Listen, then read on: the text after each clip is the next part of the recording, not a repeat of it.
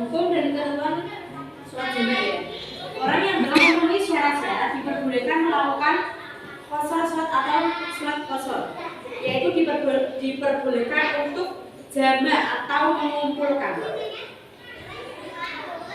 sholat dalam satu waktu. Sementara pelaksanaan bisa dengan jamak takdim dilakukan pada waktu sholat pertama.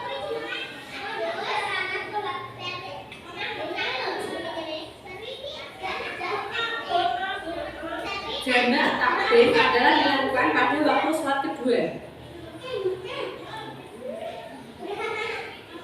Jamak takdim yaitu mengumpulkan sholat zuhur dan asar yang dilakukan pada waktu sholat zuhur. Contohnya ini, contohnya kan awakmu jangan bepergian di Surabaya, terus dari awakmu saiki sholat zuhur, terus di mesisane sholat asar. Gak apa-apa itu. Waktune iki carane saiki sholat zuhur. Carane jam 6:30 ya.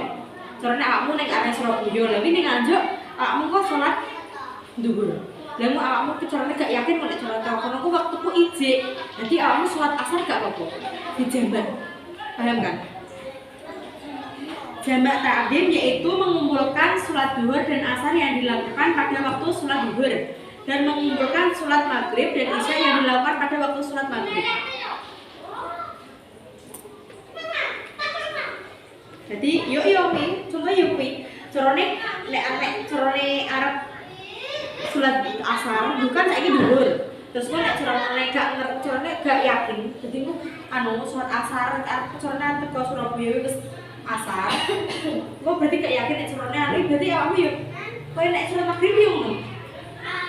Arep sholat ya mungkin carane saiki awakmu ning Malang ya. Kok carane tengah dalan, tapi kok wis ya koyo maghrib ya. Aku nek carane arep perjalanan ning Malang itu sampai aku gak ya nek bisa aku gak gitu. Terus jamak takdim yaitu mengumpulkan sholat zuhur dan asar dilakukan pada waktu sholat asar dan mengumpulkan sholat maghrib dan isya yang dikumpulkan pada sholat isya. Jadi jamak takdim ini kualian. Ini dia makan zuhur ada campurkan sholat asar ning zuhur. Saiki nek jamak takdim iki nek sholat ning asar. Paham? Terus syarat-syarat jamak takdim. Niat jamak ketika melakukan sholat yang pertama pada saat takbiratul ihram. Niat sholat pertama, sholat zuhur, tulis.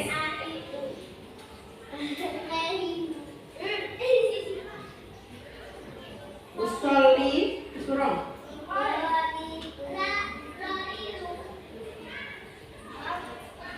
Usolli fardhu dhuhri majmu'an ilaihi fardhu asri jama'at takbiran lillahi ta'ala.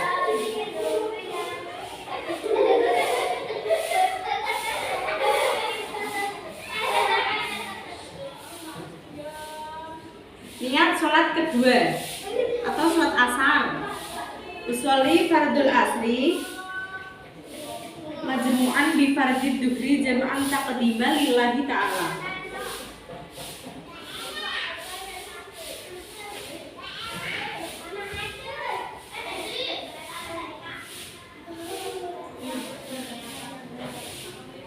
Nomor 2 tertek.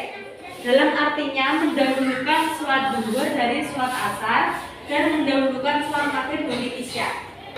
Sebagai ulama berpendapat standar pemisahan yalam adalah waktu yang cukup digunakan untuk melaksanakan sholat 2 rakaat kecuali jika pemisah tersebut masih berkaitan dengan kemaslahatan sholat seperti melakukan wudu, mendengarkan adzan dan lain-lain.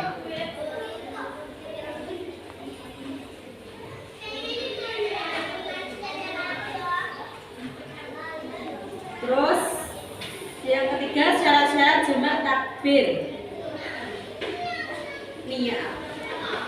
Syaratnya adalah niat atau menyengaja akan melaksanakan sholat pertama dan waktu sholat yang kedua. Di mana niat tersebut dilakukan mulai masuknya waktu sholat yang pertama hingga akhir waktu sekira pura-pura digunakan untuk mengajar kira-kira 1 rakaat sholat.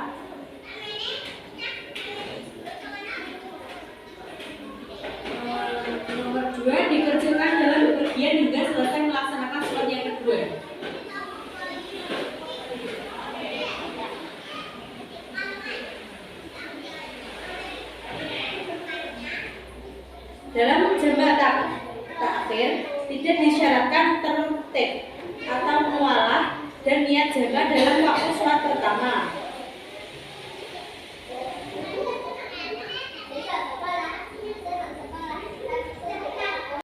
Juga diperbolehkan bagi orang sakit yang merasa berat bila harus melakukan sholat secara sempurna. Jadi juga persoalan kebagian dok gak? Caranya orang sakit ya, cara bagi sakit. Begitu jangan kes gak keluar atau pokoknya suaranya wes banget terus kayak suara kami bisa di sebagian di jamaah.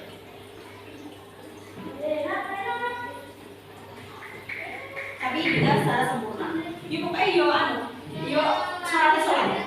Yo dunia, yo itu berwudu di sen, caranya kayak seperti itu bertanya. Terus kalau kayak sholat, terus yuk pokoknya pakai sholat.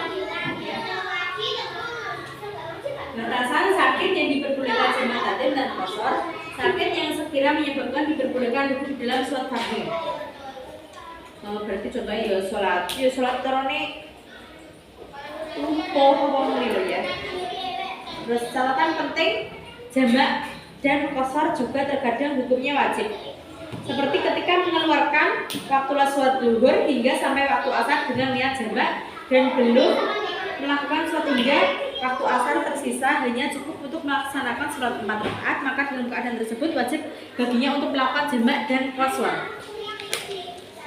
Guys, paham? Saya tekonan.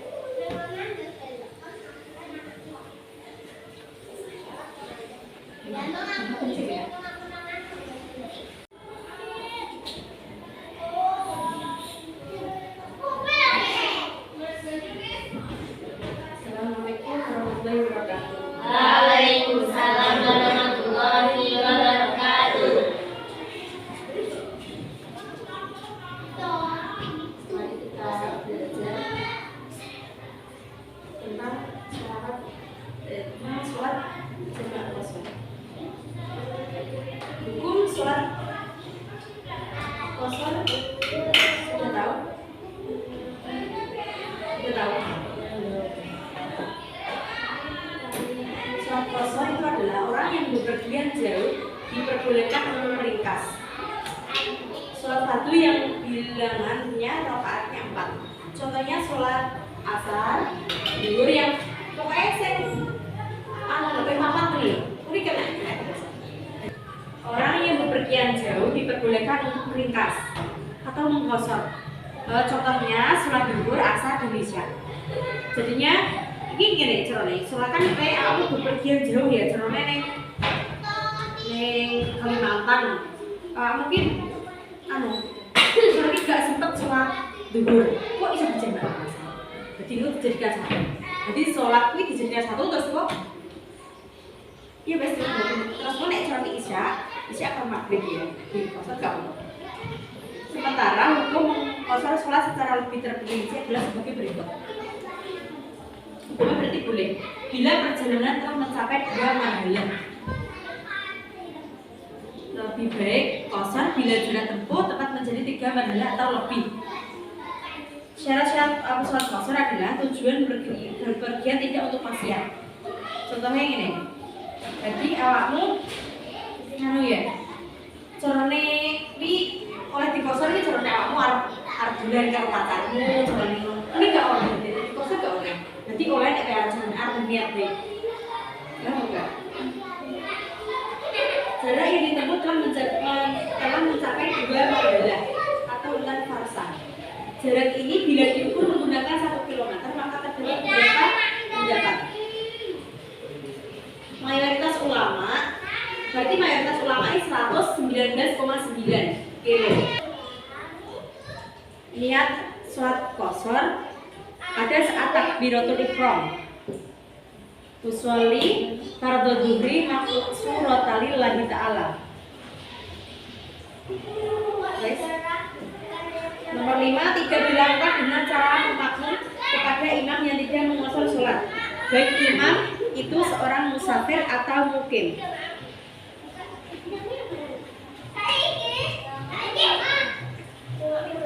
Dilakukan setelah keluar dari batas desanya. Berarti kuwi carane olahe lembung kuwi nek pas nek carane wis metu saka desa nek dhewe cara saiki Gubuk. Wah, aku saiki nang Surabaya kuwi oleh dibasar carane ning dalan no. Cara kepukakan kok oleh. Dilakukan ketika masih dalam bepergian.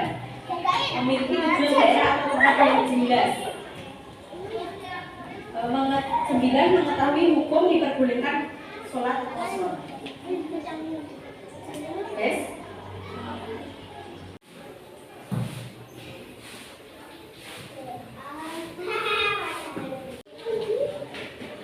Sudah pelajaran dari ini ya. Paham no?